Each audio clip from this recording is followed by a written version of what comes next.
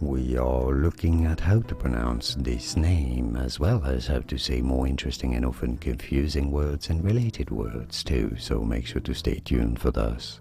How do you say it? Nephrologist. So, a ne sound here, not nephrologist, but rather nephrologist. Then an emphasis on the second syllable. PH sounds like an F, a fro sound. Nephrologist. Pretty straightforward.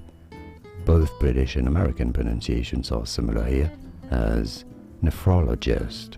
And now you know.